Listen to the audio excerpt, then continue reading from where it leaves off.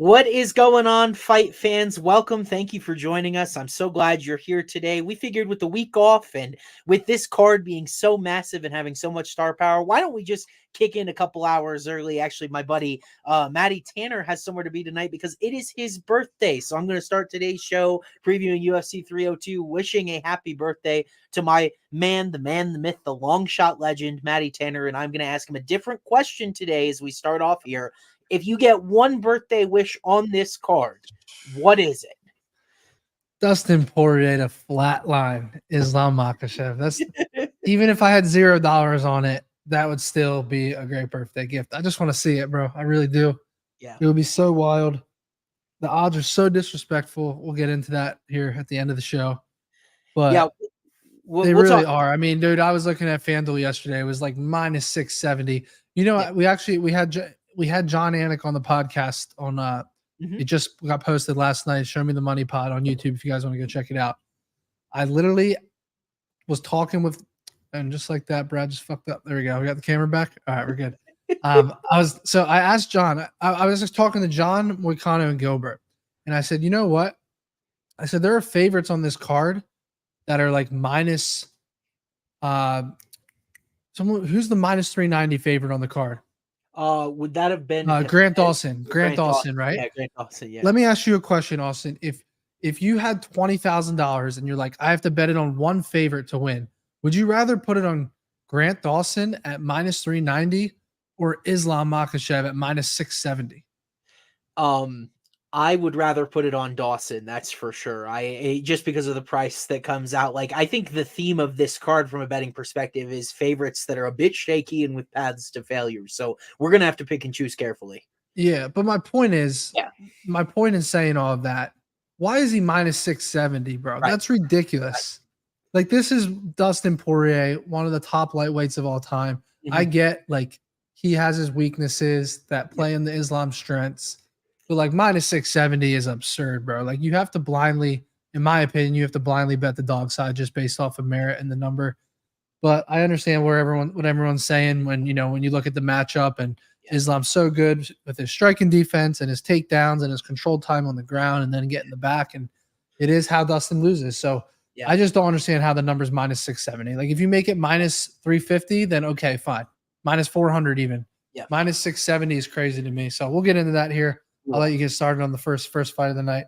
Yeah, we'll dive in here. Like, that I have an analytical model built to design to try to line these fights with probability. I knew going into modeling Makhachev Poirier, I wasn't going to hit anywhere close to like minus 600, something like that. It's just really hard when the factors that I build in, it's like level of competition. Well, these two have both been fighting good competition, that type of thing. So we'll talk about the building of that line, why it looks like, why it is. It's really a good betting main event to talk about.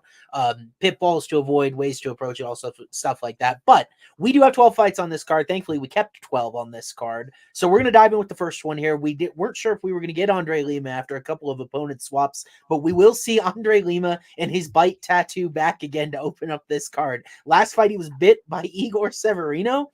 Weirdest DQ in UFC history, perhaps, just random, as Severino was starting to take over the fight. He's going to take on Mitch Raposo, now the third opponent in on short notice. We've seen Raposo in the Contender Series before, so I don't think this is bad considering the circumstances. This matchup, you see that with the betting line with Lima at minus 265. What are you thinking here in this first fight up on the card? Yeah, no, it's funny with just looking at an Andre Lima fight after that last fight. Yeah. I mean, look, he got lucky, right? He got lucky about the bited incident. I had a bet on him in that fight, and I thought we were toast, right? He had no answer for the wrestling. He was just always on his back foot, just trying to. It felt like he was just trying to survive. Wasn't really doing enough. This fight's interesting because Mitch, he lost to Jake Hadley, but then he's won 4 straight times, I think, by finish. Yep, he has. In his last 4 fights, and that's outside of the UFC, correct? Yep. So then he comes back into the UFC here, is now fighting a guy that probably shouldn't, or definitely shouldn't have won his last fight. Sure. I kind of lean towards the dog or pass side here, but it might be a fight that I skip on this card with so much action that I'm already going to have on this card.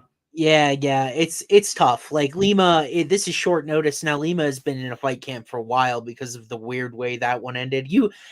I had a Lima bet too. I don't know if it was drawing like 100% dead. I thought he still won the first round because he landed he landed this big step in elbow that hurt Severino in the first round. Like I thought it could have gone one way or another, but he was definitely starting to fade. And it's like I have to mentally balance that pace was extreme, the pace that those two were fighting at. Will Raposo bring that type of pace? It is flyweight. And both these guys are 25, so they're probably getting a lot better between camps. And it's kind of variance element where I do think minus 265 with Lima is a tough sell here. With Lima's takedown defense, it certainly wasn't great in that Severino fight. I would say you were probably a little, in my opinion, a little better at that than Raposo was. And like Raposo got snatched by Hadley, got reversed, ended up getting a rear naked choke finish in the second round in the Contender Series. So Lima's a black belt in jiu-jitsu. Love his striking efficiency, 60% on both sides, accuracy and defense. So he lands a lot and doesn't really get hit a ton. I think he's the much better striker here. Like you said, though, it's kind of, I don't want to unload in this fight early. Like I was trying to build my 3-legger like I typically do. I wasn't really feeling Andre Lima at minus 265 as a part of that. Now, the question, if we have props on this guy on FanDuel, I'm guessing submission for Lima is probably going to be the shorter of his two finishes. And it is not. Lima by submission is 7-1, which is kind of interesting to me. Wow. I was just pulling it up and I was just thinking it was going to be like 3-1, 350. Yeah, me too, dude. 7-1. Interesting. Lima by points plus 180 could certainly see the wet blanket strategy. Lima by KO plus 250. Raposo is one of those New England cartel guys. He's super tough, pretty durable. Like you said, he's been a kind of the finishing guy himself. Regionally, but man, I feel like submission 7-1 might have to sprinkle and make the card. When I like you, I was expecting probably plus 300, 400 on that guy. To me, it is Lima's most likely inside the distance path. You might have just sold me on something to sprinkle on the first fight, bro. Yeah, I mean 7-1 odds. I can't pass on that, honestly. Yeah, that's a really nice price. I would guess that it will go down from there, especially now. You ever notice after we do our show that these lines kind of disappear before we can even get back to them? I'm giving us too much credit there as line movers, but I think it is an interesting one to point out. So we'll move on. We don't have a ton. By the way, bro, didn't we hit the last parlay? Oh yes, we did. I completely celebrate in the intro, bro. Give the people a recap of what we hit last week. Last card, not last week. Yep. Okay. So we smacked the show parlay at the end of the show, which we'll do another one at the end of this show. But give the people what we hit. So it was plus 500. We had Adrian Yanez by knockout, Tom Nolan by knockout, and then I think we had another money line in there that is not. I'm not recalling. Those were the two hard legs. I'm going back to look what we had. We had Garimbo by decision or submission, and he absolutely. That was a sharp play, bro, because I was gonna just take Garimbo by KO, and I was like, nope, I'm going double chance here. Remember? And we ended up locking that in. The only real sweat was the Tom Nolan fight because he got dropped. Yes, like that was the only sweat out of those 3 legs. But I had a great feeling that parlay came out to a perfect 5-1. It just felt like it was meant to hit, Yep. So let's try to aim for the same odds this card, like around the same 5-1's our sweet spot. That's what we need. Yeah, absolutely. And you see, by the way, Tom Nolan got Dominic Reyes' brother next. Oh, really? I mean, that feels like a cupcake, honestly, with the way Charlie Campbell mowed through it. But we'll see. Like, I like Tom Nolan in general. I was certainly nervous for us when that happened. But yeah, 5-1 parlay. And by the way, we've hit 2 of the last 7 parlays. If you bet half unit, 1 unit on all of them, you've broken even. So we'll try to get the people in the green this week as well. So that's our safe parlay. Still, man, it'd be so cool. I have a feeling we're going to have a certain fight in mind with our long shot parlay. But we'll move on here. It really, to me, in this next fight, it's interesting, at least to me, and that's because we got some beef in this next fight. Ailin Perez taking on Jocelyn Edwards. Jocelyn Edwards was choked out cold at the UFC PI, the Performance Institute, by Ailin Perez's coach. So they're going to run this fight back. There's obviously bad blood here. Weird lineman movement, too. Jocelyn Edwards was plus 186 on Saturday. She's now plus 150. So a little bit of money behind the underdog here. It is women's MMA, so we always want to tread pretty carefully. But what do you think? What are you thinking here in this next fight up? You know what, bro? I made the biggest mistake of following Ailin Perez on Instagram, and She's maybe the most annoying female UFC follow you could ever do, because every post is like her posting her ass in some way, like to leverage it for OnlyFans. And I want to fade her. By the way, I need to go to the next slide. I want to fade her just because of that. I swear to God, I want to bet against her. I want to see her get submitted or KO'd in this fight so badly. Yeah. But this fight is interesting because of the amount of just beef behind it, right? Like, this is kind of a sneaky prelims fight on a solid card here. Yeah. This fight could get pretty crazy, like between their two corners or coaches, or like, I feel like something's gonna happen in this fight. Yeah. I feel like this fight needs to be boring if Ailin Perez is going to win it, because I think if it's at distance, Edwards is a way better striker. She's much longer. She's got 4 inches of reach, and Perez has been sloppy at distance to this point. Hasn't landed more than 12 distance strikes in a fight. Ailin Perez at -194 is such a terrifying play to me for this reason, because I hate this archetype of fighter. Somebody who relies heavily on her wrestling, and she's used her strength. She's got 12 takedowns in her last 2 fights, but she's got no submission skills whatsoever. She's submitted, absolutely just dominated on the mat by Stephanie Egger in her UFC debut. And then she takes on Evan Smith. She takes on Lucy Pudilova, a couple of girls that don't really have submission skills, is able to just bully them. But I don't know if you remember this. She was tired in that Pudilova fight. She gave up the 3rd round in that fight. She ended up losing it. Like, so now we got cardio question. I think Edwards is going to be a lot bigger. If she can use that, and her takedown defense has not been bad recently. She stuffed 15 of the last 22 attempts she's faced. That's not horrible. And if Perez gets tired like she did last time, I think it's going to open the door for someone who's put up 100 significant strikes regularly. I don't think Jocelyn Edwards is horrible at defending takedowns, because Carol Hossa was able to do it, and Jessica Rose Clark before Rose Clark just went off the mental nutcase realm and just couldn't grapple all of a sudden. It was like a yips type of situation. I liked Jessica Rose back then. I thought she would beat Edwards. I think Edwards is too big and strong. Perez's resume is incredibly fraudulent. I took a dog shot here with Edwards at +170, but I think +150 is just fine.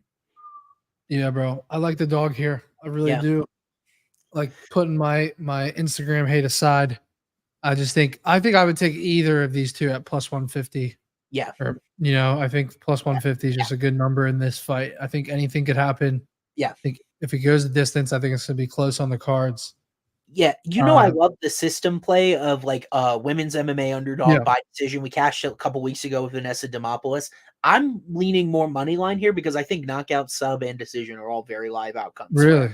If it stays at distance, I think she absolutely could knock her out. We got a great comments that Perez wears damage on her face. She also just takes a lot of damage because she's not a very good striker whatsoever.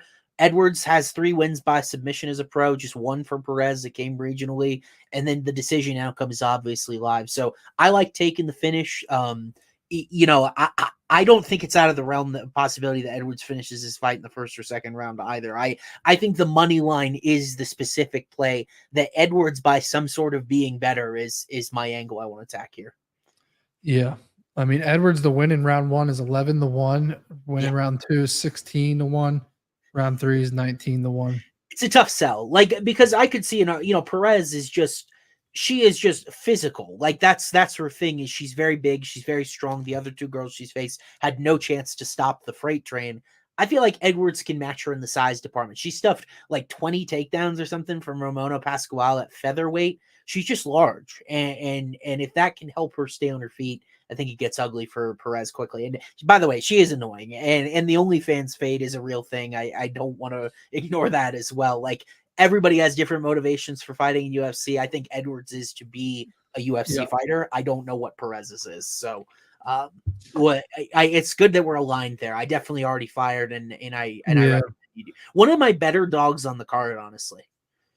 Yeah, no, I agree. I mean, she struggled a lot with takedowns back in 2021. Yeah. And then since then, it seems like it hasn't been as badly. No. She's I think 15 of 22, I want to say, is the ratio that I had in mind. That's coming to mind. I didn't. I mean, her loss against Nora Cornola isn't that bad of a loss. Cornola just beat the crap out of Melissa Dixon, who was ranked at 135 for whatever that means. Right. So yeah, I like the dog shot here. I'm taking the dog shot. It's definitely going to be on my card. Let's do it. I totally agree. So we'll move forward here. We spent enough time talking about women's MMA, as we're prone to do. I cannot wait to talk about this fight with you, Maddie. It's been something that this fight has been unhealthily on my mind all week. Basile Hafez taking on Mickey Gall. Welterweights, these guys have actually faced off in a grappling tournament before. Hafez let them know that he was first and Gall was second. Interesting backstory. Basile Hafez really made a lot of fans because on short notice against Jack Della Maddalena, he was able to take Maddalena down a few times, was able to pile up some control time, ended up getting a split decision that he argues that he won. The stat sheet says otherwise. I still think that was a clear win for Jack, but Jack is a killer. He's the top 5 guy in the division. I think it's why people are very high on him and why he's minus 400 over a guy like Mickey Gall in this spot. That's it. I'm going to turn it. What'd you say? That's it. It's all about, it's like he arguably beat Jack on the scorecards, but that's why everyone's so high on him. That's why this number's so high. Yeah. But there is an element of this fight that I think is going, I have not heard one preview. Like I listen to a lot of previews, probably like you guys do. I haven't heard one talk about it. That was the second weight cut to 170 for Jack in as many weeks. He cut to 170. Remember, the guy had the brain tumor. He pulled out, and then he cut to 170 again. That is the weakest Jack Della Maddalena that is going to fight in UFC for the rest of time. And I think especially with Hafez's size, his physicality, his grappling, that was a good spot for him. I don't know if he even has those same advantages against Gaul here. And like, that's the scary part to me is like, I've been looking, who's going to sell the parlay? Because it's plus money. It's Islam Makhachev, Grant Dawson, Basile Hafez. The more I dove on Basile Hafez, the less impressed I was. Some just awful striking numbers, 25% accuracy against Della Maddalena, 39% defense. The dude was getting teed off on. And like you could tell, Jack has put Randy Brown out. He put Gilbert Burns out. Like, he just didn't have that same level of power that night because of probably the extra weight cut. And he was landing at will on Hafez. Whereas I look at Mickey Gall, and I know Mickey Gall's kind of a meme because he was the guy who fought CM Punk. He had the fight with Sage Norcutt. He had who's the other guy the meme? Mike Jackson. Remember the awful boxer guy at welterweight? Mickey's kind of a meme, right? But he goes the distance in a decently competitive decision with Alex Morono. The Mike Perry loss hasn't aged too badly as Mike Perry's beat everyone out of his way in bare knuckle, right? And then in his last fight, he was knocked out by Mike Malott, who's a guy we're all pretty high on, probably a top 20 guy in the division. So, like, I think this betting line is ridiculous. If you like Hafez to win, like if you're in a tournament, pick'em pool, whatever, and you pick Hafez to win by a certain method, I totally get it. I think this line is trash when Basile Hafez goes to a split decision with Anthony Ivy. Anthony Ivy, one of the worst welterweights I've ever charted, like in my models. So going to a split decision with him doesn't mean minus 400 over Mickey Gall to me. Yeah. So do you think Mickey Gall wins on the scorecards here, or do you think he can sub him? I am. Hafez is a big, strong guy. Use a lot of energy early in fights. I think I'm going to just end up taking money line because I do think the decision is live. But I got to be honest with you. I feel like Mickey Gall by knockout is the play here. I think he's a significantly better striker. Gall has shown some power. If you go back and watch that footage with Malott, 17-1. Gall by KO, absolutely going to have to sprinkle it. Because, like, go back and watch the Mike Malott fight. I invite anybody to. Mike Malott was wearing some damage from Mickey in that first round. And Malott is kind of, he's this guy that he feels like he's really good, and then there's some holes in his striking defense. We saw how his gas tank failed against Neil Magny. So, like, yeah, he's got some questions, but I think that number in particular is undervalued when Gaul dropped and submitted Jordan Williams. Jordan Williams would be the best win of Basile Hafez's career as well. So, like, I think we're giving Hafez way too much credit for taking advantage of a depleted Della Maddalena. These numbers are really long. Let me check how many knockdowns Mickey's got. Plus, Hafez was basically TKO'd on the feet in that fight. He just didn't go down. Yes, like he is pretty durable, but like at 17-1, Maddie, I feel like I got inside the distance is 5-1. Okay. The only reason I like inside the distance is just because if he is getting taken down and put on his back, like he can go for those subs, or in some crazy exchange, like grappling exchanges. But I do like. I mean, the knockout the number is just crazy. Yeah, it just feels to me like anecdotally, we did the St. Louis card, right? And all the St. Louis fighters. This is in Gall's backyard in New Jersey. Like, this is his hometown crowd. And like, He's kind of become a meme, but I think Mickey has decent skills everywhere. Like, he has 0 knockouts. I didn't even know that. Yeah, that's probably why that number is so long. It's like, right. I think a vast majority of the time Gaul wins by KO here? No, I'd rather have the money line in case, a decision or submissions is what Mickey does. He's probably got 4 or 5 in UFC at this point. Yeah, 1, 2, 3, 4, 5. He's got 5 submissions in UFC. He's got a lot of round 1 subs, bro. Yeah, he's 1, a great 2, submission 3, guy. 4, 5. He's got 5 round 1 subs. Yeah. I do feel like if Basil Hafez just there's crazy. If he does those takedowns he did against Jack Della, I think he could snatch something up. Yeah. It's a little auspicious because I think there is another huge upset that is very live on this card, so I don't want to call too many of them, but the further I dug, the more I feel like this is a potential upset. Like if I had a memo for our audience members, if you think Hafez wins, that's fine. I would just heed caution about throwing him into a parlay blindly just because. I like yeah. We'll move on, but I like the sub personally. I hear you on the knockout, and I love a good 17-1 long shot. Yeah, but this dude's chin does feel pretty legit, and I feel like even if he does get hurt on the feet, it's going to end in a club and sub. That's my only concern. So that's a good point. The sub number is plus 650, bro. That's a huge number too. I'd rather take inside the distance at 5-1 if 5-1, 100%. Yeah, you're right. You're right. Well, so maybe we'll see what I end up sprinkling there, but we'll move on at request of everyone. I know I can blabble. So how about this fight here at welterweight? We have a lot of welterweight fights on this card. I don't know if that was planned or whatever it is, but Jake Matthews taking on Phil Rowe. Not exactly 2 of UFC's most reliable customers in this division. They have lost when they weren't supposed to. They have won when they're not supposed to. I was pretty vocal about this fight on Twitter, Matty. I don't know if you had caught it by then, but I've already got action on it here. So I kind of want to hear what your take is before I let you know what mine is, because that's kind of the way we do things. Yeah, I liked Phil Rowe in general. Prior to, I feel like the Neil Magny fight, right? Let me pull this up. I feel like that fight, he just lost some stock. Interesting. But he was kind of on a little bit of a run there prior to that, right? Yeah. Negro Price knocks him out. Jason Witt knocks him out. I mean, that's not a Jason Witt, is what it is. But I don't know. This is a tough one for me. I think with Jake Matthews, we kind of just see different versions of him. Right. Like he didn't look that great in the Semmelsberger fight. The Michael Morales fight, I will say Jake Matthews is pretty durable. Yeah. Like I think if you don't sub him, you're not going to finish him. Yeah. For the most part, So I think I do think that he could get this fight could end up going a distance. I want to see what the over is. That's would probably be my favorite play on this fight. Yeah, the reason I'm outspoken is just situational context here. A guy like Jake Matthews, it's generally not a good idea to pay minus 170 for. It's just kind of a generally unreliable customer. He was dropped 3 times by Matt Semmelsberger.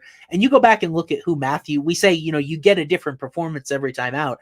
I would argue that I think it's directly related to competition because his last few wins, Darius Flowers, Andre Fialho, Diego Sanchez, Emil Meek, Rostam Akman, these are NPCs at the UFC level, and typically the way that Sean Brady was outstriking him 37-21 before Brady subbed him too. Yeah, and Brady was the better player at distance there. I think you and I both really like Sean, so that's not lost. I hold Matthews against a ton, but I think the interesting thing is Matthews can be kind of chinny. He can take the wrong game plan a lot. Phil Rose is a pretty powerful customer himself. I'm taking a look here. It's 1.08% knockdown rate, so that's definitely above average for welterweight. I think Matthews we talk about gatekeeper in regards to ranking. I think Matthews is a roster gatekeeper. He beats guys who don't belong on the roster. He typically loses to guys who do, and I think Phil Rowe is definitely a roster guy. Super long, powerful, decent jiu-jitsu. If he takes Phil Rowe down a bunch, 59%, I think a submission's potentially live off his back. But Rowe stopped all 3 takedowns from Neil Magny. And like Magny, you say what you want about him. I feel like Neil is a guy he's still ranked in this division. We saw he can be dangerous against Malat. I don't hold a split decision loss against him. that badly. Like, it's weird Jake Matthews is so young. He's only 29. It feels like he's 37 because of how long he's been in UFC, but he came in just so young. It's like maybe Matthews turns a corner here and he's a favorite and he's been taking money all week, but I played Phil Rowe in this fight just because I think the knockout is live. Longer guy at distance. Matthews just makes so many bad decisions. I think it's such a bad idea to back him at chalk. Yeah. So the over 2.5 is plus 110. Interesting. I really like that number. You get plus money there. Yeah. I mean, the fight to go the distance, what would that be? I've got that. So I've got that 50.5%, the fight to go the distance. So plus money. So that is value at plus 135, bro. I think that's a great number because Phil Rowe has power, but I mean, Jake Matthews, he's not really chinny, and he went the distance with Michael Morales. Like, I think he can go the distance against Phil Rowe. I think the real sweat in that bet is if somebody locks up some sort of sub, in my opinion. I think we got matching black belts. I don't really see a sub. Yeah. Here. Right. So I think that's what I'm going to play on this fight is just maybe skip on both guys here, go to over. Yeah. Either what do you prefer, over 2.5 at plus 110 or fight to go the distance at plus 136 on FanDuel?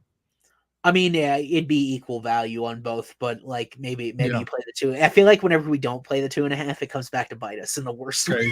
It really is. It really is crazy. And by the way, you've got 2 really bad decision makers here that are more than likely willing to throw this fight away in the last half of a round. So I would probably take over 2.5 rounds. By the way, when for a winner, I got Matthews at 53.6%, so about minus 115. So a little bit of value on Rowe, especially at plus 130. Yeah, I like it. So I felt good about my model's handicap with that one. This one maybe a little bit less so, but it's kind of a weird fight. We see Grant Dawson for the first time since Bobby Green KTFO'd him, right? We thought Grant Dawson, I think we were on Grant Dawson by knockout in that fight for like a ground and pound type of thing. Never even made it to the ground. Bobby Green ended up clipping him, and now we've got big time chin concerns with Dawson. The question is, a grappler, Joe Zeleski, is he the guy to exploit them? I guess we'll kind of find out. This is another one of those favorites where with Dawson, the chin that he showed in his last fight, it's a little sketchy. But he's also, he's got a lot of positives as well. So what do you think about Dawson minus 460 and maybe a general? By the way, I meant to ask you a question on the last fight, so I want to get back for 1 second. Yeah. What would you line Neil Magny versus Jake Matthews? Like a pick 'em? Neil Magny against Jake Matthews? Yeah. I think Magny would win. I'd probably make Magny like minus 125. Okay. Yeah. So and I feel like Rowe is just a tiny bit worse than Magny. Yeah, it was very close. Dude, watching that fight, I couldn't tell who was who. They have the same frame. They have the exact same frame. It's a tough one to tape. All right. Well, yeah. But yeah, all right. So Grant Dawson, I still have PTSD. I had a very significant wager on him inside the distance against Bobby Green. Couldn't believe, call it a jab, call it whatever you want. It was not a big punch. She just went down. It was crazy to me. Still can't believe it to this day. Yep. Moicano on the pod yesterday said that Grant Dawson has the most insane grappling, most underrated. He said he's a top 2 or 3 grappler in the entire division, which is crazy in this division, right? Yep. He said he's that good. And he said that, like, if Dawson gets taken down, you'll never control. He said nobody in the world can control him. Right. He said he's that good on the ground. I think this is a tailor-made get-right fight for Grant Dawson. Yeah. Which I think is why we're seeing this number balloon, because he's not really fighting a guy with crazy striking and power, right? And, I think if you're fighting Zeleski here, I think it's just like, what's Zeleski's game plan to beat Dawson? Yeah, is it to try to knock him out on the feet? Because Zeleski's not a guy that's super comfortable there. He's never landed more than 30 distance strikes in a UFC fight. Like, I totally agree with you. You look at how Grant Dawson bullies guys who typically bully other guys that way in this division. Yeah.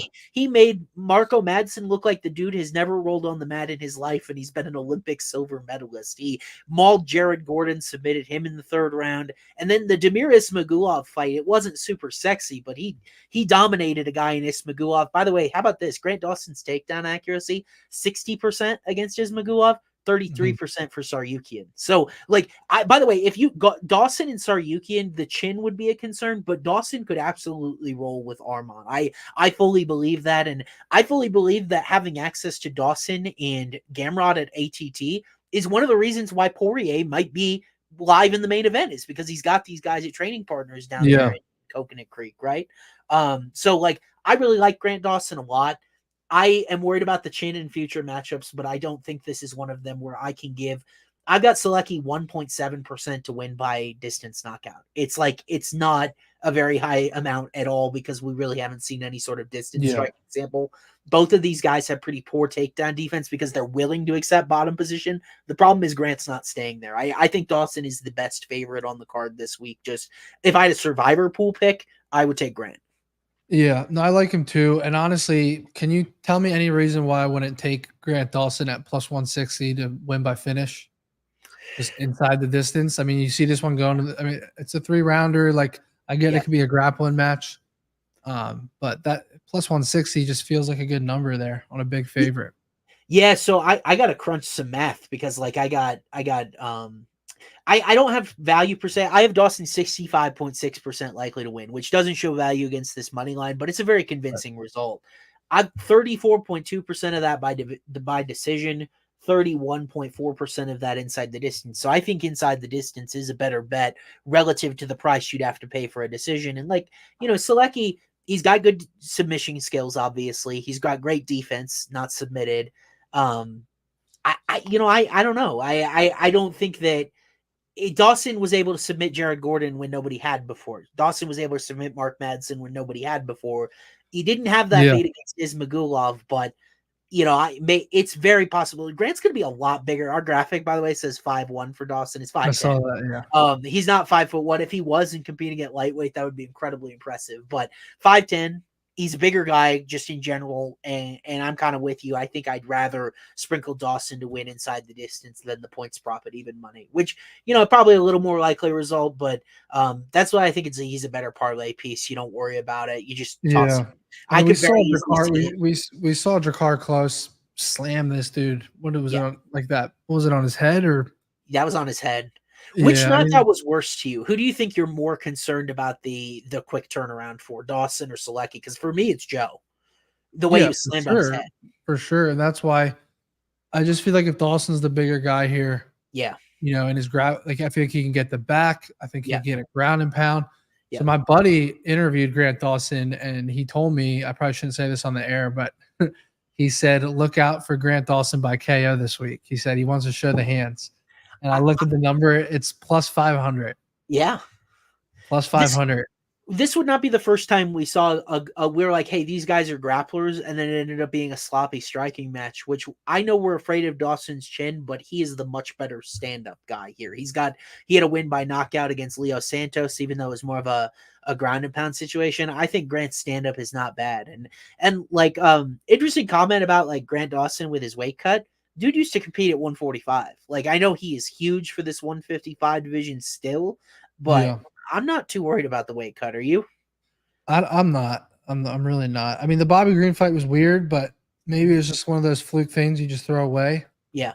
Where he just wasn't ready for the shot. And then I just didn't like how he covered up after he got hit. Yeah. Like, he didn't really try to survive. It was more about he didn't try to, like, advance in the fight. He tried to, like, survive and not get hit again. Yeah. He was, like, willing to concede. That's the only part that I didn't like about it. Yeah. But I mean, he has some. Actually, John on the pod yesterday or the other day, Anik was like, "Hey, like, doesn't it feel like the whole MMA community is kind of, like, discredited Grant Dawson's resume because of that Bobby Green loss? If you go back and look, like, choked out Mark Madsen, choked out Jared Gordon, hammer fist Leonardo Santos, Damir Ismagulov, a guy that everyone thought was just the next, like, he's just a really good high level dude, unanimous decision." That was a fight where he felt like an underdog. I think it was around to pick him, but he kind of felt like the underdog in that fight. Agreed. So I'm going to trust him here. I'm probably going to play him inside the distance. If it goes to the scorecards, I'll take the L, but plus 160, I feel like I'm getting the better guy, the stronger guy, the guy coming off a loss that's hungry, the guy training with monsters, and against the guy that is coming off of being slammed on his head. Yeah. So to me, it's like I feel like there's just so many ways that this plus 160 number hits. Matty, as you're talking, bro, I'm falling more in love with Dawson by knockout. Like because like Zeleski's submission defense is really good. Like we were on the ground and pound angle against Bobby Green. It would be really fitting if we come back and Dawson ends up getting the KO TKO win this time around because maybe inside the distance is a safer play, but the more I think about it, probably sprinkle. I'll probably play like a unit on inside the distance, and then I'll play like a quarter unit on a. Would you prefer the KO early or late if it happens? Kind of early. I don't think we haven't seen him prolong to do this. Zeleski's stand up is bad. It is bad. It's like Mackenzie Dern on the male side. I think what I'm gonna do is I'll go unit inside the distance plus 160, and then I go a quarter unit on round 1-2 KO. I think that's what I'm gonna do. Let's do it. Yeah, I think that's what I'll do. I feel like Dawson is so underrated. If you rematch Bobby Green and Dawson 100 times, Grant's winning 90 of them. I know what happened, but I think Grant's winning 90 of them. Yeah, with his grappling. No, I'm with you. So, we will move on here. Maybe the people's main event. I can't wait to hear your 2 cents on this one. This is another one I had circled for you as well, so I'm glad we could talk about it here. Cesar Almeida, it's interesting from a betting perspective, was an underdog. I had him at plus 112 last Friday. Now the favorite at minus 122. This one looks totally pick-em bound. I think the entire MMA community is one side here. I'm kind of a y'all must have forgot guy on this side here. I'm curious what you were thinking here with Cesar Almeida. Had a win over Alex Pereira in Glory Kickboxing. It has carried him a long way to a spot with a guy like Kopilov here. Big time middleweight showdown. I'm curious what you're thinking here, man. Yeah, I feel like the UFC is trying to push Almeida. They gave him a grappler in his last fight, which, by the way, Almeida by KO is what cashed. Was it my 46K parlay or the 30K one? Didn't you have that one with Matsumoto? John Matsumoto? Yeah. And Matsumoto got like the sub like last second of the second round, right? And then Almeida got the KO in the second round. Yeah. I had 1,000 to win 46,000. I had Almeida by KO, Matsumoto by sub. Yeah. So I kind of feel like Almeida's a guy that took me home for 46K.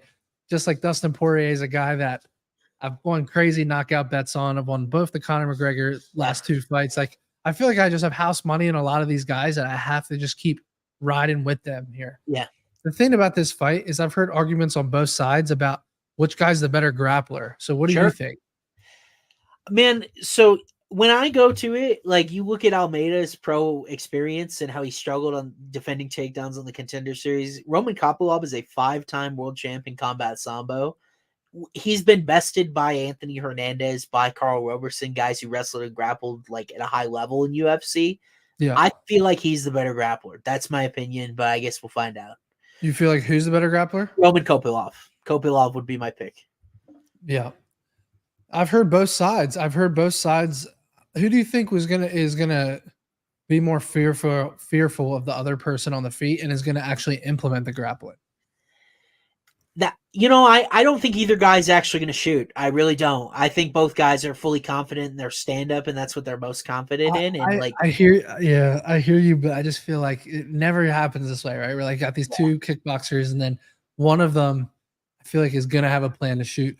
The only thing I'll say is I think Kopilov is the better kicks, and I think Almeida is the better boxing. Agreed. And I think that Almeida can get inside and find the shit.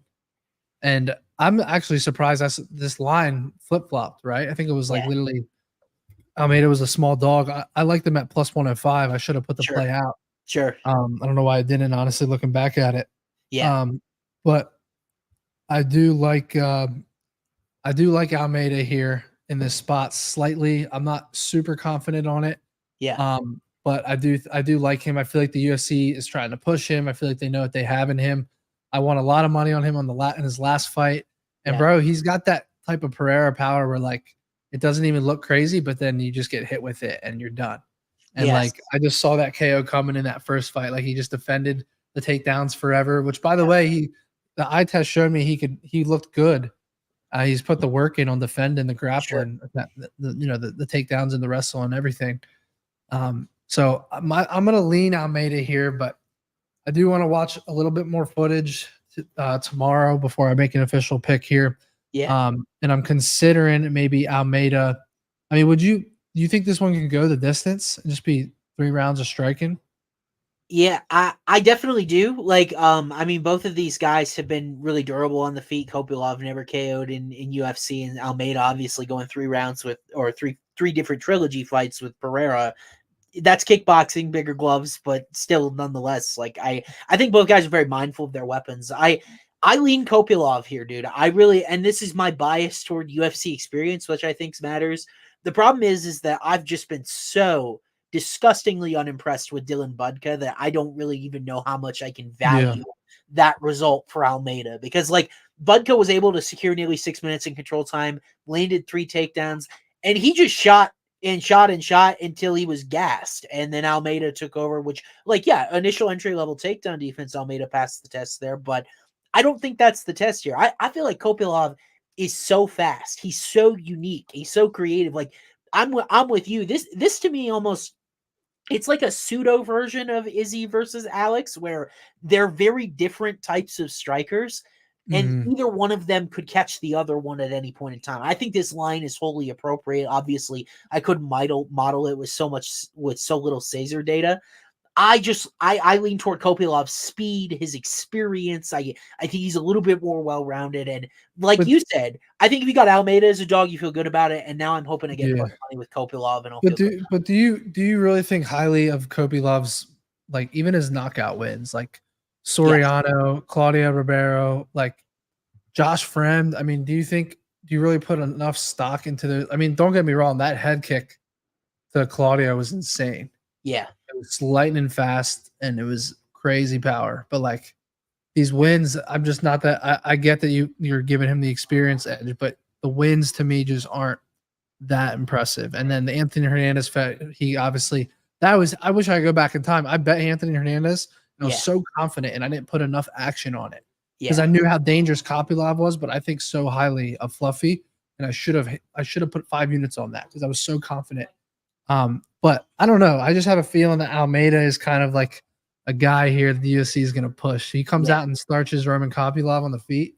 Yes. He's going to get pushed real fast. Yeah, I totally agree with that. And maybe that is the angle that I'm missing here. But like, you're like, I don't know how much I would rate Kopilov's 4 wins. They would all be the best win of Cesar Almeida's career. So that's the difference. He's got 4 of them that would all be Almeida's best win. By the way, this sounds crazy.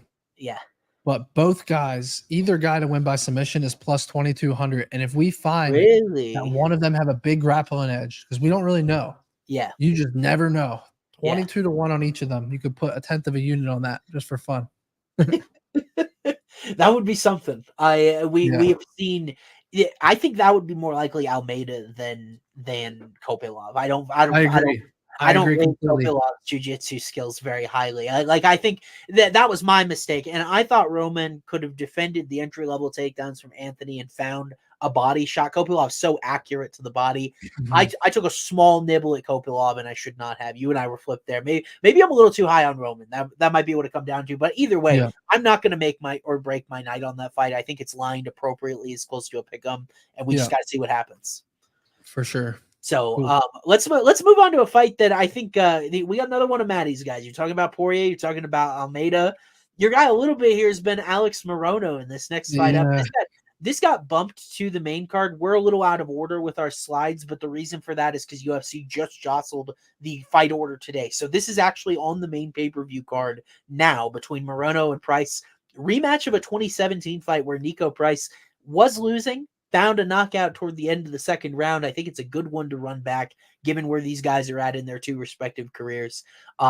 I got a theory that has determined my angle on this fight this week, so I want to hear where you stand. No, let's hear it. Let's hear it, because I'm coming off a bad read on a Morono fight. I mean, I've won a lot on him in general, but then in his last fight, I had him inside the distance, or I had him by KO or inside the distance, and I was a bad read against Court McGee. I should have just took the decision. Sure.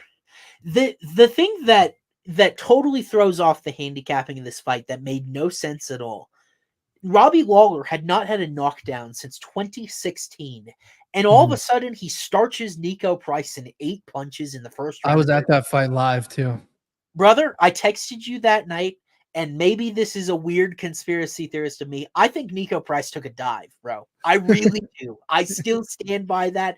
I don't know what the reasoning would have been, or maybe he had a bad weight cut or something like that, but it was a durability mismatch that made no sense whatsoever. When Nico was going into the third round with Phil Rowe. He had that big war with Vicente Luque that was stopped only by a cut. It wasn't like a knockout or anything like that. Like, Nico's been in some wars, man, and maybe that attrition is finally caught up to him. But I think this is a good matchup for him to get back on track with not having to worry about getting knocked out, because Morono doesn't have a lot of power. And like, you saw these two matched up the first time. Morono's got better footwork. Morono's got, more diverse combinations, whereas Nico Price relies more on his courageousness and his athletic traits, and he's willing to walk Morono down. The thing with that always scares me with Alex is he feels so stationary in the pocket. I always feel like he's about to get clipped and go out. We saw that against Santiago Ponzinibbio in a fight that he was winning. My model gave me a weird result in this fight, but the more I marinated on it, the more I kind of understood it. I have Morono at minus 145. I think he's a little overvalued here, and I just still I don't know how much I want to get behind Price after what happened against Robbie Lawler. Maybe the chin is just complete dust, but I am not parlaying Morono in this spot, and it feels like a bad matchup for him. So I'm curious what your take is. Yeah, it's so hard to know like which version of Nico Price we're gonna get. Right. I honestly don't feel like Morono is that bad of a favorite when you just look at, Nico Price. Outside of the Alex Oliveira fight, he's pretty much lost like 5 or 6 fights in a row if you include grappling matches. It's like 6. Well, he's lost 1, 2, 3, 4, 5 out of his last 6, including a grappling match. Yeah. So, and Morono, this is like a must-win. It's kind of like a must-win fight for Morono because, he was on such a nice run. He was doing really well against Santiago Ponzinibbio. Then he gets caught at the end of round 3. Then he comes back, cashes my 25-1 round 2 submission prop against Tim Means, but then gets outclassed by Buckley. And honestly, he could have got finished late. It was very close. Right. And then the Court McGee fight, I was actually at a wedding that day, and I was like watching it on my iPad, but I barely even saw half that fight. Sure. But I think what I'm getting at here is I like Morono, but I just can't trust him anymore. Yeah. I can't trust him to get a finish here. I want to look at the numbers. Let's see. Yeah, so the props will be fascinating to dive into. The only point, though, I think this is more urgent for Nico. I think he's cut if he loses, and that is you look at his record. It looks like a guy that's about to get cut, but like at the same time, I look at his level of competition and the guys he's been losing to. Vicente Luque, Abdulrazak Alhassan, Jeff Neal, Michel Pereira, Phil Rowe. The one that stands out is Robbie Lawler. That's the bad loss, and it's the most recent one here, and I think it's why the betting line looks like this. Yeah, so Morono by decisions 2-1, KOs plus 240, and sub is plus 550. Plus 5, but Price knockout plus 380. Nico has one loss by submission. It was against Luque, Darce choke, second round. So that was the first time those two matched up. Yeah, Morono's got some slick chokes though. He does. We've really only seen him pull it out with a guillotine. I'd like to see him go back to it, bro. He has 7 submission wins. Yeah. Honestly, like a double chance sub decision here. Yeah. On Morono could be a really good number. Like you just look at his Tapology. Yeah. 6 KO wins, 7 submissions, 10 decisions. So 17 of his 23 wins have been by submission or decision. Yep. Let's look at this number real quick. So I don't think he puts Nico out. Plus 115 submission or decision. And that's plus 1. You're getting a minus 250 at plus 115. Yep. And you just have to hope he doesn't knock him out cold, which I don't think he does either. Yeah, interesting. So here, let me run this by you. I've got Nico Price projected for 2.1 takedowns based on his historical volume and Morono's defense. I kind of like Price by decision at plus 650. Like, need a win, had chin issues. maybe Morono's takedown defense 55%. We saw it cost him some time against Court McGee. I think Court took a round off him with it. And like Morono's had some takedown defense issues against other guys. Tim Means took him down a couple times. Like how is Nico's takedown defense? It is 64%. I'd say it's pretty good. Like when you consider the sample size. What Michel was Tim Means? What'd you say? What was Tim Means' takedown defense when he fought him? Probably around the same. 65. Yeah, it was about the same. Yeah. Like I think Tim's got pretty good takedown defense. Like the thing about Tim's matchup with Morono is that I think he was more likely to shoot. Now, you know, Morono's got a really good guillotine, and that's the concern for Nico if he comes out with that wrestling advantage. But look at that neck on him, bro. I feel like Morono's gonna snatch up that neck. Yeah. I like let me see what I've got at math. I've got price by decision at 27.2%. So I got it at plus 270 at plus 650. I think that's gonna be I may only play that in lieu of his money line because I'm not sure how much I want a piece of this fight if it ends early because Price's chin has been so bad. Morono's a way better grappler. Like if someone grabs a submission in this fight, it is Alex, period. So Morono by sub plus 550. Yeah. I kind of want to run back the round 1-2 sub here while they're a little dry. Yeah. Like especially so let me throw this at you. So Morono round 1 sub 11-1 and round 2 20-1. Yeah. I might sprinkle on those, bro. This is an interesting fight to me. My general consensus again, my hypothesis I go back to is that Nico Price I think is undervalued here because I think he took a dive and so you genuinely think he took a dive and I do. Someone bet? Yeah. I don't know why, but the knockout of a few short uppercuts from a dude that hadn't dropped anyone since 2016, including Brian Barberena. I need to watch this like for 5 seconds. I watched it this morning and I'm like, man, I still think he took a dive. It's the most conspiracy theory off the wall Austin. But it's funny because it didn't really media didn't really blow that up. I haven't heard anyone besides you say that. Because everyone was like, that's just Ruthless Robbie, right? And it's like, okay, but that hadn't been Ruthless Robbie in a long, long time. I actually found a ton of traffic on Twitter the night of the fight. A bunch of angry gamblers like me. They were like, he took a dive, he took a dive, he took a dive. So that's not exactly the best supporting cast. I'm watching it right now. Hold on, just the KO. I just want to see it. Maddie's going to tell us live whether or not Nico They're on the feet right now. Oh, wow. It looked like a dive, bro. I'm sorry. All right, we'll let the people decide. I'm going to try to put it on. Tell me if you can see. We can't see. There's the short uppercuts. Dude, it's who gets folded by a 42-year-old dude like that in short range? And Nico Price is one of the best chins in UFC history, bro. It did look a little delayed, if I'm being honest. And they had the montage ready. They knew he was gonna win. The thank you, Robbie. Are they playing that montage? Yeah, okay. I'm just going tinfoil hat guy.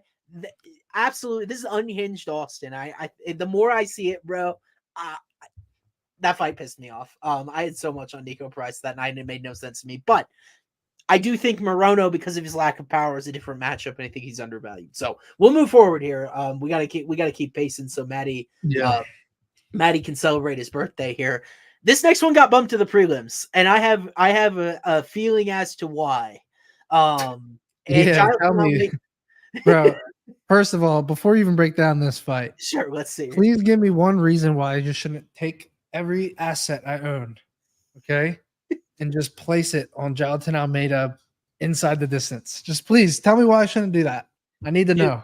Dude, I only further feel that way because this fight was bumped to the prelims, and why would this fight 2 days before the card be bumped to the prelims? How does Romanov? What's his path to victory? Please tell me. I think Romanov's path to victory is that he is just so big and he is so strong that he somehow just knocks out Almeida the way Curtis Blades did. I think that's legitimately his Almeida by finish, knockout or submission is minus 150. And honestly, it is crazy because minus 150 for a finish on a minus 265 favorite is actually an expensive number, generally speaking. It is. But there's a reason it's fucking like that, in my opinion, bro. And that's steam. Have you seen Romanov's shape the last week or so? That's what I was going to tell you. I think that's why this fight was bumped to the prelims, bro, is because he's really big. He's really big.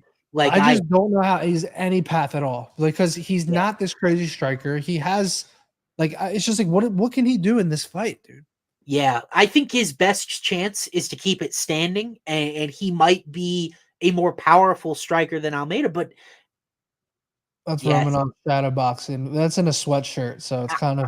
Do you remember the one? I think it was against Chase Sherman. There was one fight that Romanov showed up in awesome shape, and I thought this dude is like 2 or 3 years ago. He was a monster. He was like the next big thing.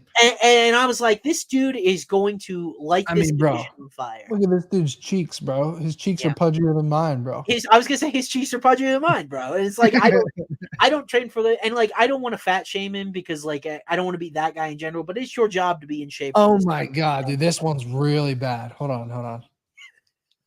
This one's really bad, bro. Yeah, we saw it. I mean, that was April 21st. He posted that one. Man, it's just, I think that the reason this was. Look at this picture they used to promote the fight. That's from that's him like 3 years ago. Yeah, that was that one fight. He showed up in excellent shape, and it's just like, I think this was bumped to the Maddie, do you agree with me? I think this is bumped to the prelims because Romanov's fat this week, and the UFC doesn't want an embarrassing looking fight. Another idea here is taking a look at this under. Yes. So the under 1.5 is -120.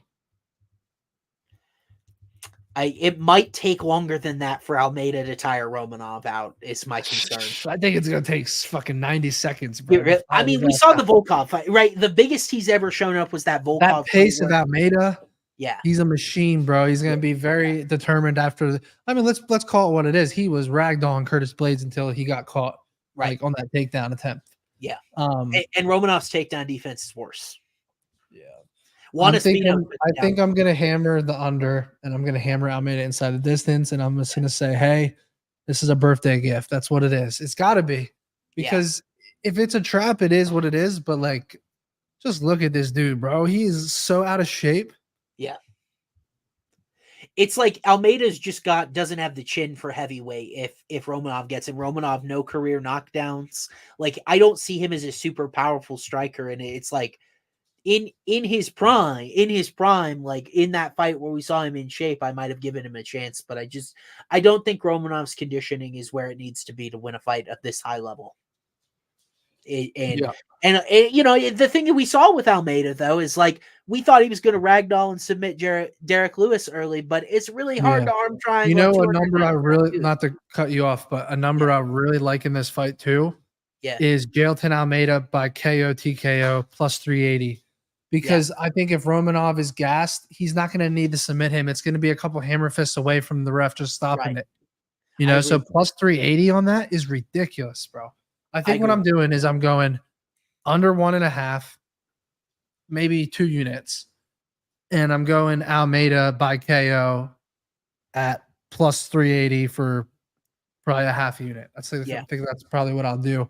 Yeah. Because if he submits him, I think it's going to be very early. Yeah, interesting. Like, so how do we make sure we're not making the same mistake as the Blades fight? Curtis Blades 8 wins by TKO in UFC. Like, he's got big elbows, powerful dude. We saw him knock Chris Daukaus out at distance. Alexander Romanov, let's see, he has 1 TKO. It came against Jared Vandera at distance, and like Vandera is what he is, right? Like, are you worried about Almeida's chin at all? No, I mean, there's nothing to make me worried. The Curtis Blades, that was just a big dude, just unlimited shots at your head. Yeah, and I don't think he was gassed. And by the way, I think Romanov will be. It was just a bad. He made a mistake on that shoot, on shooting on that takedown, and then not giving up on it, and then he just made the consequences. I remember 2 guys that made that exact same mistake. Jamie Pickett against Jordan Wright, got guy's face elbowed off against the fence. Ryan Spann against Johnny Walker. Johnny Walker was able to elbow him the first time those guys met up. So we've seen it before. Agreed. Yeah. So what are you doing officially or unofficially? What are you going to play here? What am I doing? That's a great question. Under 1.5 does feel fucking sketchy, if I'm being honest. At -120. I think I'm going. I think I'm going to end up Almeida round 2, round 3, plus 460, plus 850. Scaring me now. I think that's my official verdict. Yeah, guys, I think Romanov's got too much of a quit button for a decision if he's losing handily. Like if there's a guy that might win by decision, it's Romanov sitting on top of him because he's too big. Yeah. But Almeida's Almeida's great takedown defense. It's 75%. The guy in the Contender Series was trying to take him down. He couldn't. He's got great takedown defense. Like when I know Romanov, everyone in the chat saying Romanov's a wrestler. I don't care if he's a wrestler. If he's a fat blob that's out of shape, I don't really give a shit if he's a wrestler. Like Almeida is a fucking specimen. Yep. Like he's literally a specimen.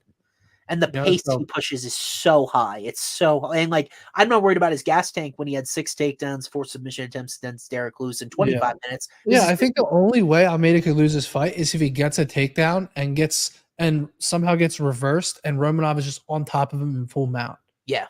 Because then that's a big dude on top of you laying shots. Yeah. I think if that happens, that's his one path, in my opinion. Yeah. But I like length, a little bit of length, and Almeida, I think, is my official read here.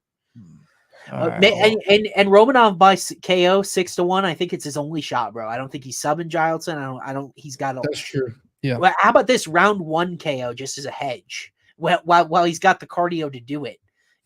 I don't think I could even do it, bro. No, I want to look at this. I want to see this guy on the scales, though. Yeah. So we got to see. Let's move on. But it's going to be hard for me not to hammer this bet. All righty. So I'm glad we're on the same page there, at least.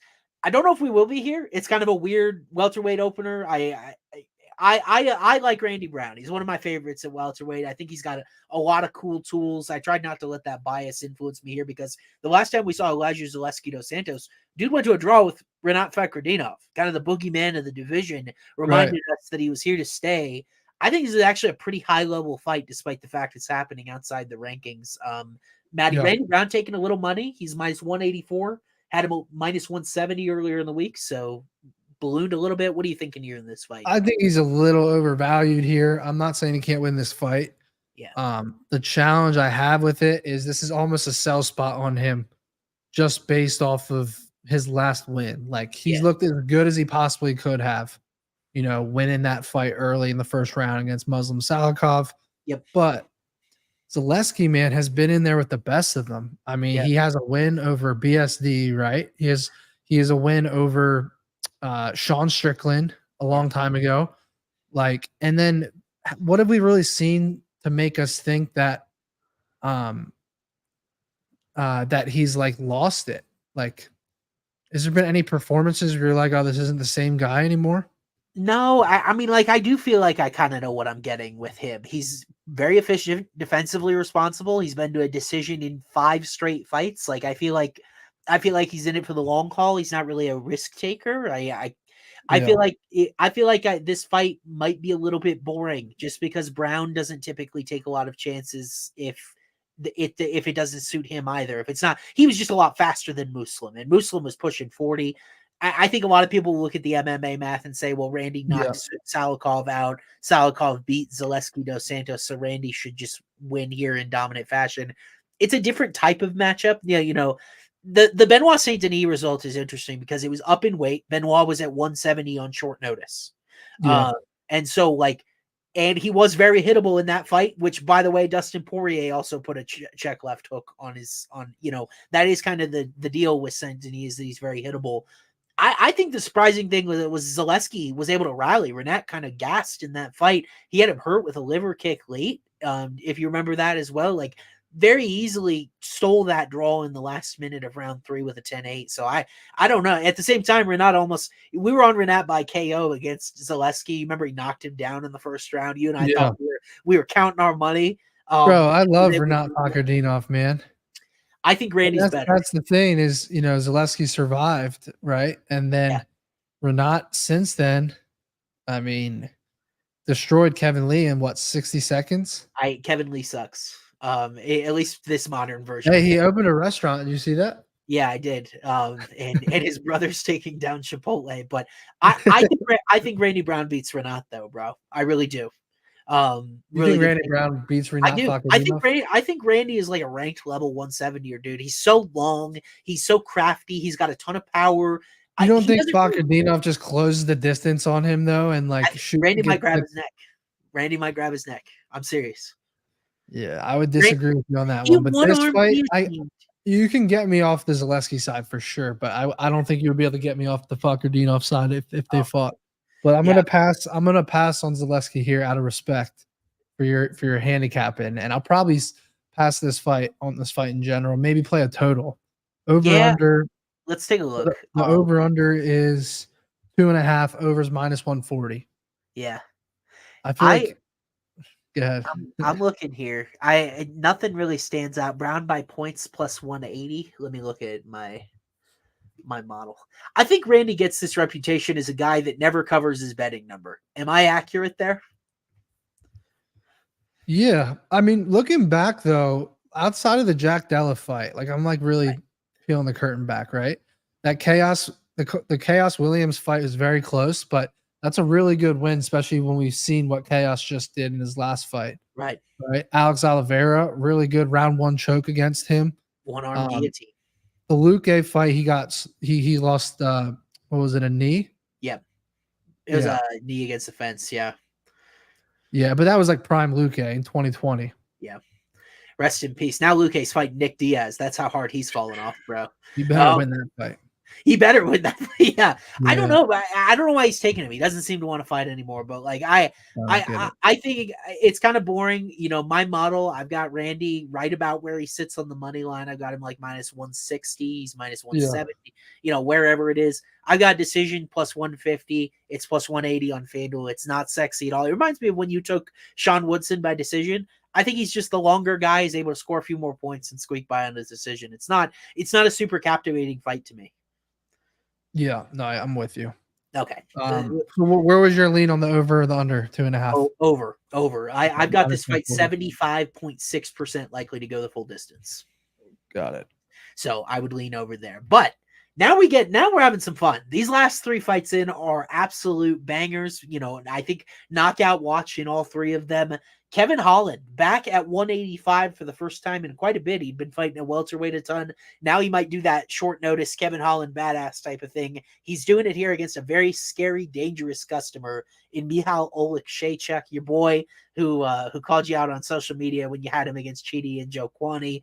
I think this is really good. In a good way. Yeah, no, it's a good way because you supported. That's him my there. guy, bro, and that's why I hate this fight because I just feel like Kevin Holland is a really bad matchup for him.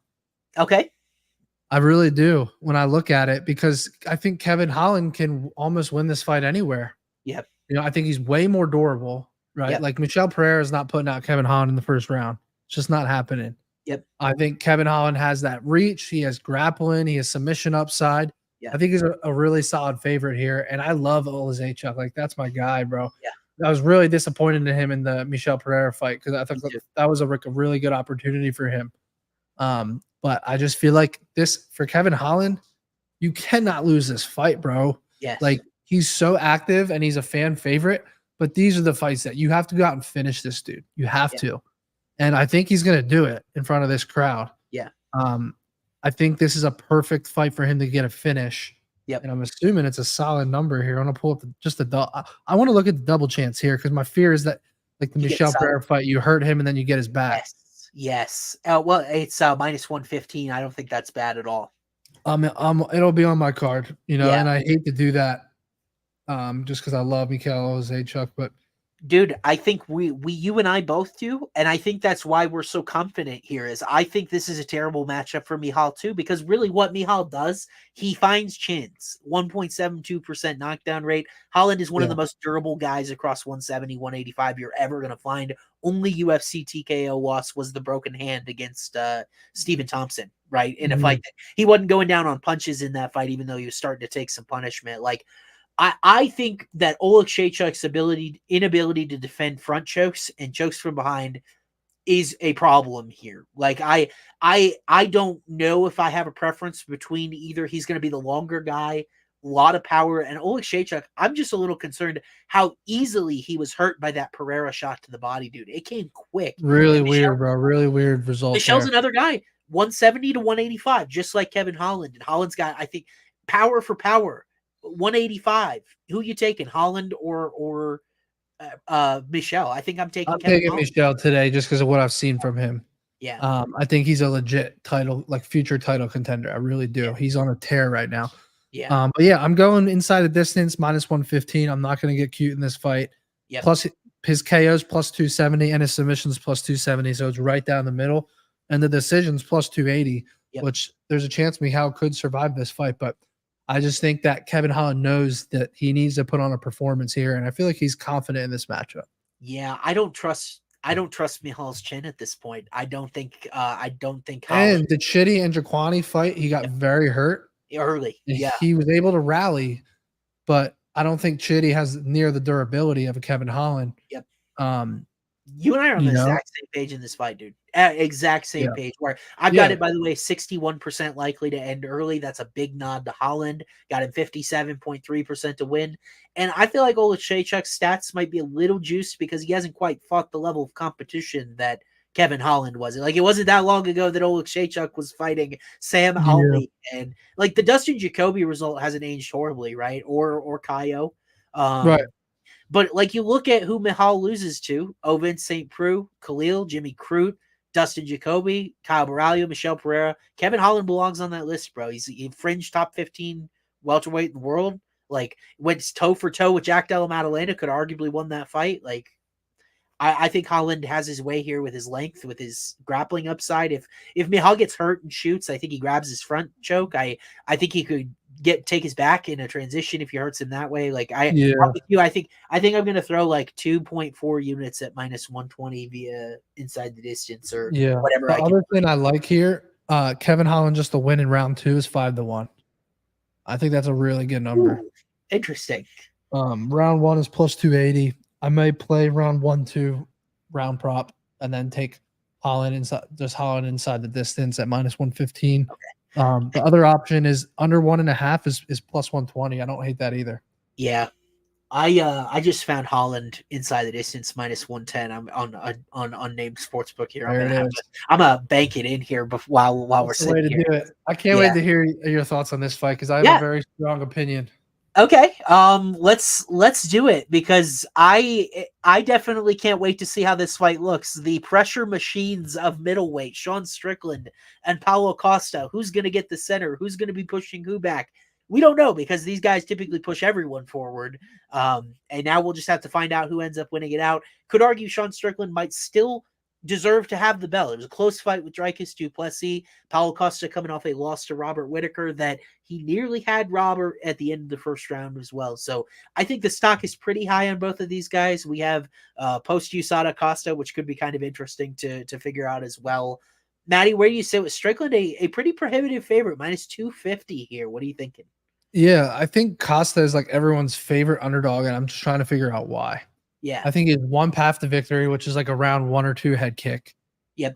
I think that Strickland's a bad matchup for him. Like, to land head kicks, you have to be like moving forward and like it has to be like a legit kickboxing fight. Like Strickland is going to be in your face. How do you land a head kick out of a guy that's just going to be in his Philly shell, just walking forward right in your face, giving you no space?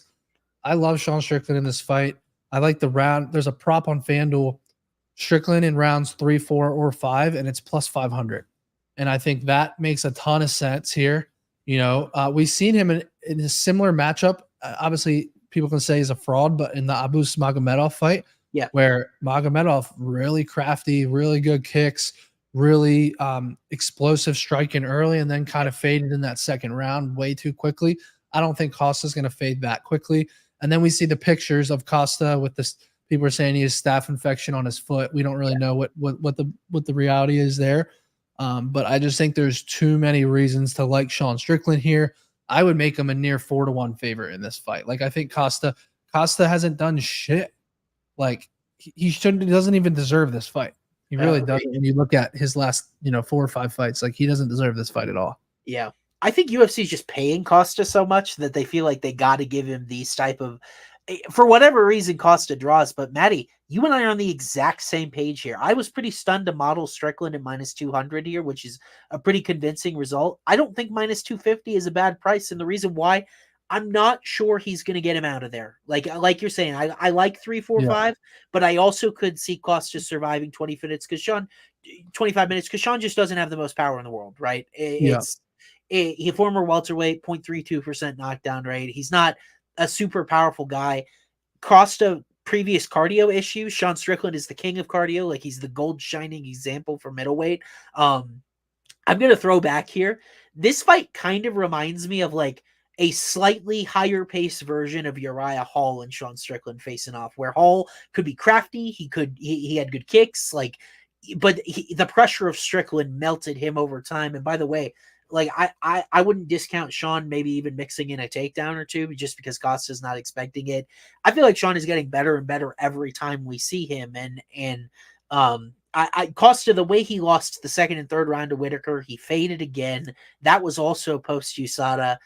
I don't think that maybe there's this reputation that Strickland's a little chinny. The only guy that's gotten him was Alex Pereira. That's it. That's the end of the list. He's fought almost everybody you could fight here that would not have. Jared Cannonier, he fought Dreykus, he fought Izzy. None of those guys even wobbled or bothered him. I think he's got a great chin. When I see Costa as a knockout or bust type of proposition, and I think it's a bust. I think Strickland puts him on his back foot for 5 or fewer rounds, and when he's one of my favorite parlay pieces this week because I just don't know if he's going to finish him, but I think he's going to be comfortably ahead. Yeah, no, that's fair. I feel like there was somewhere on FanDuel where you take like rounds 4, 5 or decision or something. You can do that in the 3 rounders. It's let me take a look what's available on the round props here.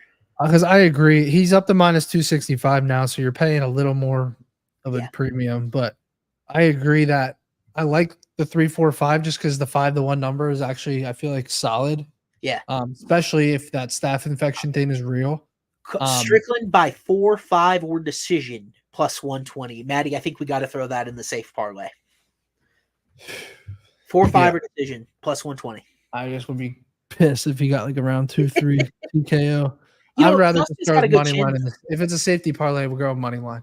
When he came in overweight and Marvin Vettori fought him, he took like 190 punches from Vettori, who's not like the most powerful puncher. I feel like Costa's got a good chin. I don't think he's. I think Vettori is probably a more powerful striker than Strickland too. I agree with you. Just a different type of stylistic match. And Costa took Luke Rockhold. I mean, it was Luke Rockhold on the way out, but like he took all his shots. That fight was so underwhelming. So what's the over of this fight? Over 2.5 is minus 200. So basically 12.5 minutes. 12.5 minutes sweat at minus 200. That might be a better play actually than the one I was talking about for like a parlay for us. The only risk to me is like Costa by head kick early. I mean, although we did see Strickland drop Izzy in that first round, which was crazy. Costa is just not a super powerful guy. 0.64% knockdown rate. It's weird. Isn't it weird to you? He's public here. That's the part that blows my mind. Everyone's like, "Oh, Paulo Costa." I'm like, I see one path, and that's an early head kick. Yeah, me too. Which would be pretty surprising, but UFC. This is a big step down for Strickland. DDP, I think, would mop the floor with Costa. Izzy already mopped the floor with Costa. Yes, this is a big step down for him, and Strickland wants to get right back into the mix. Yes, and I just love his gym, love his coach. Agreed. So we're on the same page. His gym is designed to beat a guy like Costa, who just usually uses his physical attributes and his willingness to go forward against people. But if he stays in his face the whole fight, he's not going to get kicked in the head. Yes, I think Costa's going to look so confused on Saturday. But we have a chance to be on highlight reels too. But Maddie, you made a birthday wish at the beginning of the show. It is now time to dive into this fight a little bit deeper. I so badly, I want to put on my analyst hat here. I don't want to be rooting for Dustin Poirier this weekend, even though it is I said it's the Rocky IV story come to life. Dustin Poirier grinding at the top of this division forever. 2 title shots, didn't get it. His motto is paid in full. It wouldn't get more paid in full than a title here at 35. One of the first one ever under 100 or under at 35 or older, under 155 pounds against someone younger than 35. It would be the first one ever. But Dustin Poirier, it feels like destiny. The question is, does destiny get cut short by the unbelievable skills of Islam Makhachev and this wide betting line at minus 620? Normally we'd be thinking about how to play Islam, but do you lean Poirier here and why? Yeah, so like I said in the beginning of the show, I bet Poirier in the Poirier versus Connor 2 fight. Yep. I bet Poirier in the Poirier versus Connor 3 fight. Yep. I bet Poirier by knockout in the BSD fight, 5K to win 20K. Yep. I have cashed so much money on Dustin Poirier. I'm not running away from it when he's a 4-1 underdog. Right. I will be auto betting Dustin Poirier here. I'm a South Florida guy. He's a South Florida guy. I go to Boca Boxing. He trains in my area. So, like, anyone that's watching the show, feel free to say this is a biased bet. Feel free to fade me. But what I will say to you is if you're going to fade me, are you going to take minus 650? Because there's no chance people are actually going to take minus 650 on Islam here. That's the part that blows my mind. They'll be like, oh, there's no way Poirier wins. And I'm like, all right, we'll bet the other side then. And then it's like, oh, I got to lay. I saw minus 670 on FanDuel. I got to lay $670 to win $100. Right. That's what you got to do if you want to bet Islam, unless you're going to take him by sub or finish, whatever. I'm taking the diamond here. When he comes out, walking out to the diamond montage song with his what's it called? The Pay the Cost to Be the Boss song, whatever it's called. Yeah, yeah. He said he's doing a montage with both songs. Did you hear that? Oh, let's go. Okay, it's gonna be sick. It's gonna be sick. That is gonna be when he walks out to that song, I hope people holding an Islam Makhachev ticket at minus 670 are shitting themselves, because that's what's gonna happen here. I'm taking the diamond here. I get it. So on the pod the other day, Moicano said Gilbert said his number one concern is just the ability for Dustin to get back to his feet. Sure. Which I get that. But Dustin has lost twice by submission in title fights. And that was years ago. Yeah. He's had to have worked so much on it. And we just saw it in the BSD fight. He was getting ragdolled in the first round, but he stayed safe and he defended the chokes. And I know Islam's obviously a level or two above BSD as far as pure submissions, I would imagine. But I just have to believe that this is his opportunity. Third time's a charm. It's destiny. He's 6-0 in June. There's all these trends. I'm just telling you straight up, I'm backing the diamond. You know, you guys can do whatever you want. You can fade it. You can take Islam by sub. I get all the reasoning behind it, but I'm going with diamond here.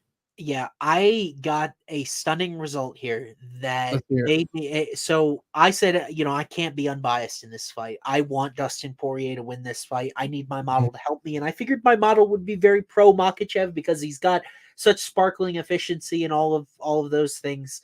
I've got Makhachev just minus 130 in this fight, which sounds absurd. But the reason why is because the way that I do this for other fights, and I'm very close to odds makers most of the time, this fight is just very public. You have the disciple of Khabib ragdolled Dustin Poirier years ago. It's like, hey, the same thing's going to happen, right? But the reality, Makhachev is not Poirier. He hasn't even put forward the results that Khabib got, right? In that, against 155ers, like elite 155ers, who has he fought? Guys, just 2 fights ago, he goes to a decision with a very small Alexander Volkanovski. I'm as pro Volk as it gets here, but Volk had a huge disadvantage in size in that fight, and Volk dropped him in the 5th round and arguably won the fight, right? Like I thought he won the fight, yeah. Yeah, it was a tight decision, and now all of a sudden, here comes a top 5 lightweight, and Makhachev, a little bit of early adversity, ends up finishing Charles Oliveira in the second. Oliveira finished Poirier. But I think a lot of people forget early in that fight, Poirier dropped Charles Oliveira. It was a little bit on the ropes for Charles Oliveira in that fight. He's got great boxing. He's got great power. I think he's got the right training partners to prepare for a test like this in a Grant Dawson, in a Mateusz Gamrot. The dude is rolling with those guys. My question is Dagestan going to be on top forever? Or have some of those secrets now floated out into the MMA community where some of their tricks, some of the trips, some of that stuff may not be as effective as it was in Khabib's prime. And like we saw that against Volk. Obviously, Volk comes in drinking off the couch 2 weeks, gets knocked out by Islam in the second fight. But guys, Islam Makhachev's resume, Dan Hooker, Bobby Green, Thiago Moises, it's not one you lay minus 620 against Dustin Poirier with. And that is what my model is saying for me here. It's saying that the value is on Poirier. And I kind of like just taking his money line because, like, the hard part is seeing the decision outcome. But looks, it maybe, just maybe, He gets the guillotine after all of these years. Like, surely Islam is prepared for it because of the memes and because of how vocal Dustin's been about that. I think the knockout's probably more realistic. It's just hard to see him winning minutes in this fight, but maybe he drops Islam at some point. I kind of like a Poirier angle inside the distance, maybe, and then sprinkle round 3, 4, 5 knockout because Islam started to tire. He started to wear a little bit of damage in that Volkanovski fight. I watched the whole 25 minutes back. It was a very close fight, and Dustin Poirier is not ceding nearly as much size. So I think these odds are ridiculous. It's just a public, like you see all the Barstool guys betting Makhachev by sub. That is who's betting Makhachev by sub. Yeah. I feel like Poirier is actually, it's hard to visualize, but I feel like he's the value side in this fight. There's no question. I mean, there's no way you could ever take Islam's money line. If you even throw that in a parlay, it's the dumbest thing I've ever seen. Yeah. Like, it goes back to what we were saying earlier. Grant Dawson money line at -400. Yeah. To me, that he's way more likely to win than Islam at -670. Yeah. I don't know a single professional bettor that I've talked to this week that is throwing Islam in parlays or betting it straight. What is he to win inside the distance, Islam? I'm just curious. So Islam by sub is even money. Knockout is +320. Okay. And then double chance is -250, which is crazy. I'll tell you one thing. If you're going to bet Islam, I think the value's on the TKO. Yeah. Because I think we've seen him like in the Bobby Green fight where Bobby Green plays it safe, isn't giving up the choke, and then he just TKOs him on he's just riding his back and he TKOs him on the ground. And then also Islam has those kicks. I feel like on the feet, he's going to be all the way in or all the way out. Yep. Like he's not going to be in boxing range. He's going to be keep it in kickboxing range. And then he's going to obviously shoot his takedowns. Yeah. But yeah, I think, what do you think about the fight to go the distance? We were talking about this on the pod the other day is +310. Yeah. Any value? Does your model show any value on a 3-1 bet? Because no one's going to be betting that. Yeah, I'm looking. I've got this fight at 26.7% to go the distance. So I got it +275. So I actually do show a tiny bit of value. Yeah. The over the fight is 1.5 at -165. So 2.5 might not be awful. I mean, he 1.5. Yeah, but you can bet an alternate round. Right. Yeah, that's what I was thinking in my head. Is like maybe I don't take 1.5 at -166. I get. Or how about this? Fight to start round 3. Yeah, is -112. I mean, Poirier went to the third round with Khabib. He started the third round. Yeah, and he would have went the third round. He would have survived to the third round with the BSD if BSD didn't like gas on the feet and get starched. Yep. I feel like this version of he's got the gas tank to test Islam. It really comes down to the first round or two, defending those submission attempts. That's the key. Defending the attacks on the ground. If he does that, this fight could drag on. You just never know.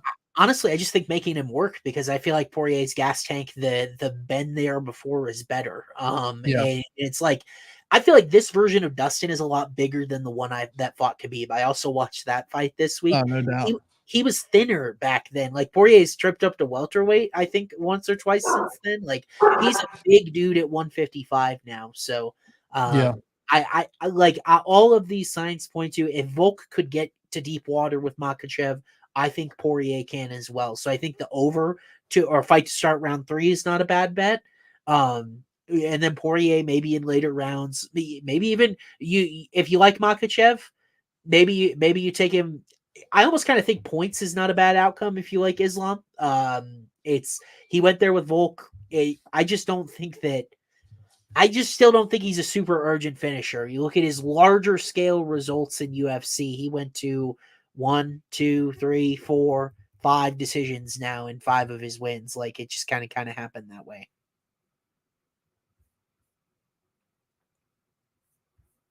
So, how do you bring me in, Brad? Oh, there he is. Right, my laptop died, so I'm on the phone. There we go. Look at you, dude! That was so fast. If that's what happened, I had it ready because it was at 1%. So. That was so fast. I'm at my house today. All right, but we gotta build this parlay. That's what everybody wants. We have over 100 people in here waiting for a parlay. So let's build one. Let's try to make it 3 out of 8 and get you guys in the green here. So, Matty, what are we thinking for last week? We hit for the people that just tuned in late. last week we hit the plus 500 parlay. Not last week, but last show. Plus 500 parlay. It was Yanez KO, Tom Nolan KO, and then Garimbo by knockout or decision. Yeah, that's right. So let's aim for around the same style of parlay here, where it's 2 or 3 legs and it's plus 500. Yep. Let's start with something there. How about?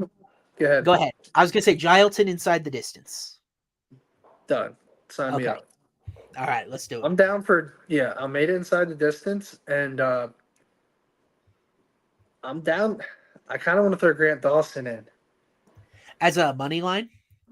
No, because it's just too. I was gonna say no because I know you're not fully on board on the inside the distance there. Yeah, it's just a tough. You don't really, at plus 160 though, it could add a little value to our parlay, and Zeleski's coming off that that slam to the head. Yeah, that's true. Starting to like it. Well, let's hold off on it. Let's keep it in our back pocket in case we want to use that. I'm on my phone now, so you got to tell me what else we're looking at. Oh, okay. So, by the way, another thing why I might take that Dawson is we avoided the judges. How many times have our parlays been spoiled on split decisions with money line? So I liked avoiding the judges there. What about I brought it up earlier. Strickland 4-5 decision plus 120. Yeah, it scares me. Okay, just because of the round 3. I'm down to throw Strickland money line in it. Let's do that. Okay, that could end up being the last leg of our parlay. Yeah, we're already at plus 129, so maybe something around even money here would get us to that sweet spot. I'm telling you, Dawson inside the distance, bro. It's gonna pay. Plus 160. See what that is. If that's the third leg. Okay, I will. Just out of curiosity. I kind of like the Grant Dawson knockout angle, dude. I really do. Like the more you were talking, you weren't even making that in the long shot parlay. Yeah, you weren't even making a case for knockout, and I was like starting to fall in love with the knockout. So I like it a lot. Maddie, it's 5-1. So dude, this is hitting. It's hitting. Yeah, it's 5-1. It's Gilton Almeida KO submission, Grant Dawson KO submission, Sean Strickland money line. This is the same format. It's literally this. It's a very similar format as the last one that hits. It pays plus 496 exactly. So maybe let's roll with that one as the first one. Okay. Now let's go long shot. In these long shots, we like to do 2 to 3 exact outcome legs, like exact outcome. Yep. Let's run through the prelims real quick to start. There's a couple fights in the prelims we really liked. Yeah, we were split on a few of the prelims. Because I'm more. I think Nico's probably the value side. You liked Morono. I don't know if we're gonna be betting Mickey Gaul together. What about this, Mickey? Then you go one leg and I go one leg. It's got to be a long shot on each. So. But I want you to agree. I don't want you to feel like we're having. Because I would throw Morono sub in there. But I know you're not on that side. What about Poirier inside the distance? I'm in. Let's take a look at what it is. It is plus 550. Poirier. I just wonder if we just better off taking the money line in case it goes a distance. Plus 430. It's just not that big of a difference.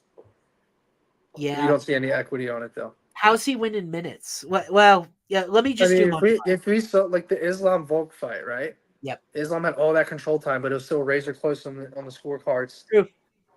True. I think we just start Poirier money line as the last leg of the long shot, and then let's find a good prelim. Okay. You're gonna think I'm nuts. Because I'm not gonna bet this straight. It's kind of like a fun.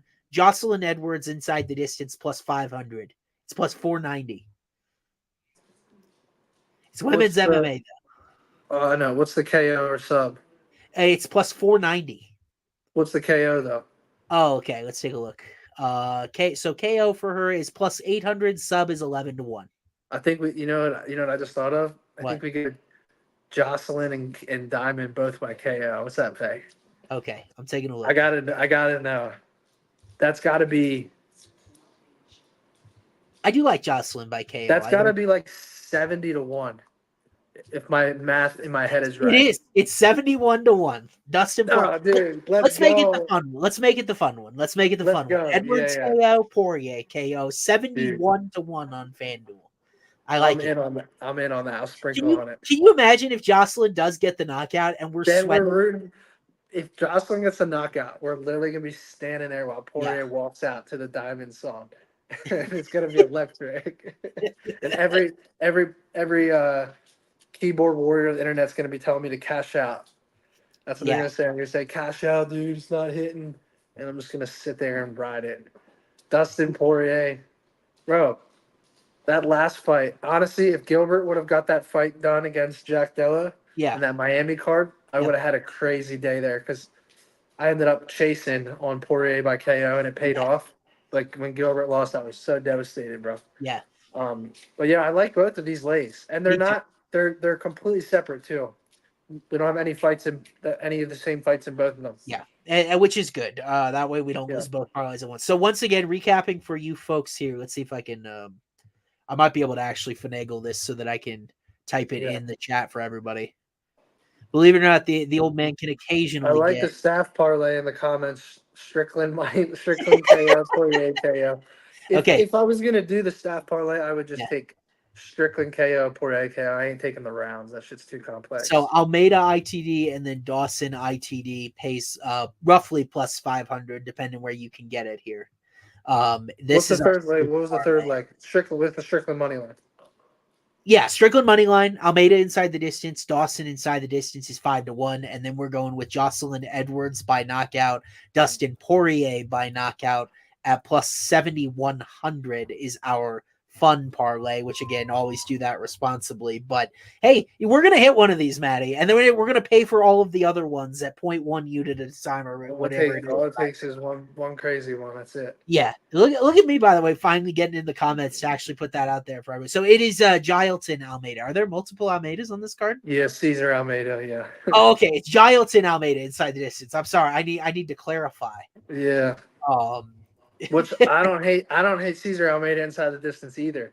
And I like plus 2,200 on the sub is probably gonna make my card for like a 1/10 of a unit. I think Kopilov ices him. That's my official prediction. So it's I can't wait to watch that fight. It's probably the best fight. Yeah, it's the best. It might be the fight of the night. It might be fight of the night. But Maddie, that is all the time we have. You have a birthday dinner to celebrate. So again, happy birthday to Maddie. Hopefully we can have a great card as a nice birthday present. Dustin Poirier can deliver his wish for him. Appreciate you guys tuning in. We'll have a card again next week. I think it's UFC Louisville, I want to say, Cannonier Imavov. So not a bad live show. That's a strap right there. Yeah, it's a good card. So I am glad we'll be back to break down that again next Thursday, probably our normal time. Next Thursday at 5 p.m. Eastern. So tune in then. I appreciate you guys all for joining us live. We had a great audience live, a lot of fun interactions. You can follow me on Twitter at aswaim3. He's at Mattybetts with 2 S's as well on X. My stuff will publish fanduel.com/research/UFC tomorrow. Podcast, full fight by fight breakdown. Matty, the card coming out tomorrow on your social channels. Yeah, tomorrow night. And everyone that's still on, go check out the Show Me the Money podcast. Yes. Show Me the Money on YouTube. We had John Anik on 2 days ago. Hilarious episode. And you get to hear John. John doesn't do picks because he has to stay non-biased, but you get to hear his insight and then Wakano and Gilbert's picks as well. Show Me the Money podcast on YouTube. It's in my bio as well. John Anik crushed that, so I invite you guys to crazy, check that bro. out. He was so great.